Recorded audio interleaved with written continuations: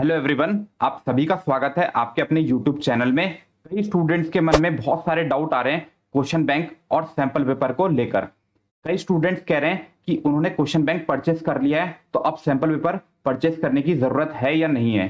तो कई स्टूडेंट्स बोल रहे हैं कि यार मैंने क्वेश्चन बैंक भी परचेस नहीं किया तो क्या मैं सैंपल पेपर डायरेक्टली परचेस कर लूं।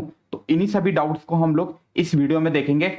सबसे पहले हम इस वीडियो में देखेंगे क्वेश्चन बैंक और सैंपल पेपर दोनों में क्या डिफरेंस होता है। उसके बाद हम लोग देखेंगे दोनों में क्या सिमिलरिटी होती है और लास्ट में हम लोग कंक्लूड करेंगे कि दोनों में से आपको कौन सा परचेस करना चाहिए, सैंपल पेपर परचेस करना चाहिए या क्वेश्चन बैंक परचेस करना चाहिए या दोनों ही परचेस करना चाहिए।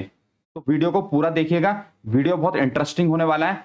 कंप्लीट वीडियो देखेगा, सारे डाउट्स आपके क्लियर हो जाएंगे। एक बात मैं यहाँ पे क्लियर करना चाहूंगा, अगर आप लोगों के पास केवल एनसीईआरटी है और अगर आप लोग उसको भी अच्छे से पढ़ लेते हो, लाइन टू लाइन पढ़ लेते हो, तो भी आप लोग अच्छा स्कोर कर सकते हो। अगर आपके पास कोई और बुक है, अगर आप उससे भी पढ़ते हो तभी भी आप लोग अच्छा स्कोर कर सकते हो। बुक्स केवल आपको हेल्प करने के लिए होती है, चीजों को आसान बनाने के लिए होती है, क्वेश्चंस की प्रैक्टिस करने के लिए होती है। अल्टीमेटली मेहनत आप ही को करनी होती है। तो चलिए फिर इसी के साथ वीडियो को शुरू करते हैं। सबसे पहले शॉर्ट में समझ लेते हैं क्वेश्चन बैंक और सैंपल पेपर में क्या डिफरेंस होता है। Question bank collection of questions होता है जिसमें कि आपके क्वेश्चंस अरेंज होते हैं चैप्टर वाइज और टॉपिक वाइज।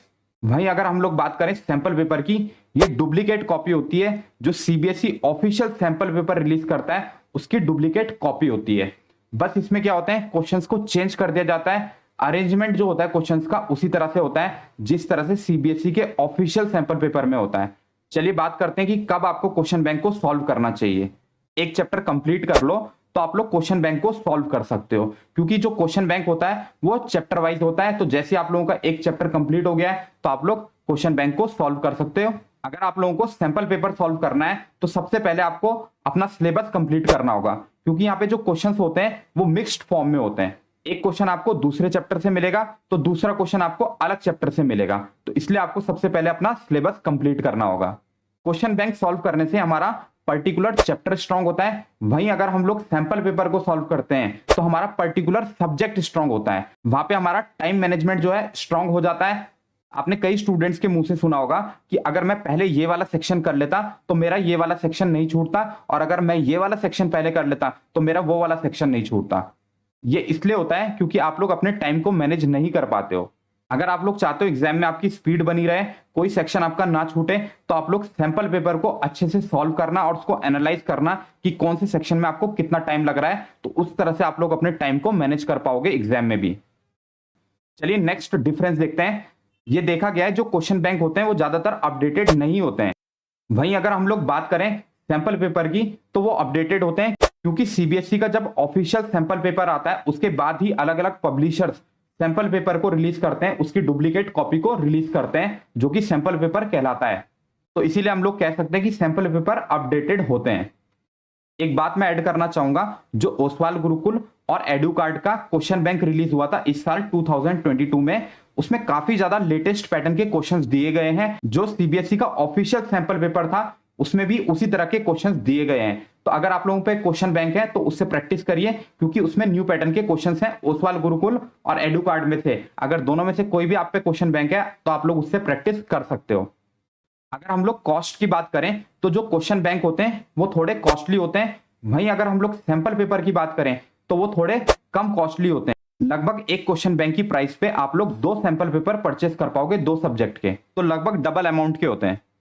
अगर हम लोग बात करें कि कब आपको क्वेश्चन बैंक को सॉल्व करना चाहिए और कब आपको सैंपल पेपर को सॉल्व करना चाहिए, तो अगर आपके एग्जाम्स के लिए 4 to 5 मंथ्स बचे हैं तो आप लोग क्वेश्चन बैंक को सॉल्व करो, और अगर आपके एग्जाम्स के लिए 1 से 2 मंथ बचे हैं तो आप लोग सैंपल पेपर को सॉल्व करो। बट कंडीशन यही है, अगर आप लोग सैंपल पेपर को सॉल्व कर रहे हो तो सबसे पहले आप लोग अपना सिलेबस को कंप्लीट कर लो, उसके बाद ही सैंपल पेपर को सॉल्व करो। चलिए सिमिलरिटी देख लेते हैं क्वेश्चन बैंक और सैंपल पेपर में क्या सिमिलरिटी होती है। अगर हम लोग ध्यान से देखें दोनों को तो दोनों में सिमिलर क्वेश्चंस होते हैं। लगभग 80% क्वेश्चंस जो आपको क्वेश्चन बैंक में मिलेंगे वही क्वेश्चंस आपको सैंपल पेपर में भी मिलेंगे।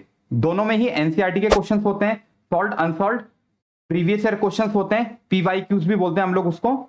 एक्सपेक्टेड क्वेश्चंस होते हैं जो कि लेटेस्ट पैटर्न के क्वेश्चंस होते हैं, जो कि एक्सपेक्ट किया जाता है कि किस तरह के क्वेश्चंस एग्जाम में आ सकते हैं। क्वेश्चन बैंक और सैंपल पेपर दोनों में से हम किसी को भी सॉल्व करते हैं तो हमें आइडिया लगता है मार्किंग स्कीम का कि कितना हमें किस क्वेश्चन में लिखना है, कितना बड़ा आंसर लिखना है, कितना छोटा आंसर लिखना है, कौन सा क्वेश्चन कितने मार्क्स का आ सकता है। तो ये सब हमें आइडिया लगता है। चलिए कंक्लूड करते हैं कि आपको क्वेश्चन बैंक खरीदना चाहिए या सैंपल पेपर खरीदना चाहिए, या किस तरह से आपको तैयारी करनी चाहिए। नॉर्मली जो स्टूडेंट्स बोर्ड में अच्छा स्कोर करते हैं और जो टॉपर्स होते हैं वो इस स्ट्रेटेजी को फॉलो करते हैं। सबसे पहले आपको एनसीईआरटी पढ़नी है और उससे शॉर्ट नोट्स बनाने हैं। जैसे आप लोगों का एक चैप्टर कंप्लीट हो जाता है, आप लोग क्वेश्चन बैंक को उठाओ, उससे उस चैप्टर के सारे क्वेश्चंस कर लो। इससे क्या होगा, जो आपका चैप्टर होगा उसमें आपको काफी अच्छी ग्रिप मिल जाएगी। और उसके बाद जब आप लोगों का पूरा सिलेबस कंप्लीट हो जाए तो आप लोग सैंपल पेपर को उठाओ और सैंपल पेपर को सॉल्व करो। जब भी आप लोग सैंपल पेपर को सॉल्व करो तो कुछ बातों को आपको ध्यान रखना है। सबसे पहले जब भी आप लोग सैंपल पेपर को सॉल्व करो तो आपको 3 आवर्स की सिटिंग रखनी है। मतलब जितना टाइम आपको एग्जाम में दिया जाता है उतना ही टाइम आपको घर पे भी देना है। एक बार आप लोगों ने सैंपल पेपर को सॉल्व करना स्टार्ट कर दिया तो आप लोगों को कंप्लीट सॉल्व करके तभी उठना है, बीच बीच में आपको उठना नहीं है। और लास्ट में जब आप लोग सैंपल पेपर को कंप्लीट सॉल्व कर लो, आपको एनालाइज करना है, आपको खुद से अपना सैंपल पेपर चेक करना है कि कहां पे आप लोग, किस सेक्शन में आप लोग वीक हो, किस सेक्शन में आप लोग स्ट्रांग हो। और खुद से आपको मार्क्स भी देने हैं कि कितने मार्क्स आपके उस सैंपल पेपर में आ रहे हैं। जो क्वेश्चन आपने गलत किए हैं उनकी आपको प्रैक्टिस करनी है, आपको अपने नोट से उनको पढ़ना है। तो इस तरह से हम लोग अपने सैंपल पेपर को अच्छे से सॉल्व कर सकते हैं। कई स्टूडेंट्स ये पूछ रहे थे कि क्वेश्चन बैंक खरीदें या सैंपल पेपर खरीदें, तो मैं आपको बता दूं दोनों के अलग अलग यूजेस हैं, जैसे कि हम लोगों ने वीडियो में डिस्कस किया है। अगर आप लोगों को चैप्टर को स्ट्रांग बनाना है तो आप लोग क्वेश्चन बैंक को परचेस करो, और अगर आप लोगों को अपनी स्पीड को बढ़ाना है, टाइम मैनेजमेंट स्किल्स को इंप्रूव करना है, तो आप लोगों को सैंपल पेपर सॉल्व करना चाहिए। बट फिर भी अगर आप लोग मान लीजिए एनसीईआरटी से बहुत अच्छे से पढ़ रहे हैं, लाइन टू लाइन एनसीईआरटी को कर रहे हैं, उससे नोट्स प्रिपेयर कर रहे हो, तो तब आपको क्वेश्चन बैंक की उतनी जरूरत नहीं पड़ेगी। बट क्वेश्चन की प्रैक्टिस के लिए आपको अलग अलग शीट्स को सॉल्व करना होगा, जो आपके ट्यूशंस वाले आपको प्रोवाइड कर रहे हैं या स्कूल में भी आपको क्वेश्चंस कराए जा रहे हैं, तो आप लोग उनको सॉल्व करो। एनसीईआरटी का एक एक क्वेश्चन अच्छे से करो। इसके बाद आप लोग फिर सैंपल पेपर को परचेस कर सकते हो डायरेक्टली, आप लोग वहां से भी क्वेश्चंस की प्रैक्टिस कर सकते हो। और अगर आप लोगों ने क्वेश्चन बैंक परचेस कर लिया है और अब आप लोग सैंपल पेपर को परचेस नहीं कर पा रहे हो किसी भी कारण से, तो आप लोग क्या करो, जो आपके फ्रेंड्स होंगे अलग अलग स्कूल के, उनसे प्री बोर्ड एग्जाम्स के पेपर मांगना और उसको as a sample paper solve करना। जैसे कि मैंने आपको बताया था किस तरह से आपको सैंपल पेपर को सॉल्व करना है। और अलग अलग यूट्यूब चैनल आपको फ्री में भी सैंपल पेपर प्रोवाइड करेंगे, तो आप लोग वहां से जाके भी सैंपल पेपर को डाउनलोड कर सकते हो।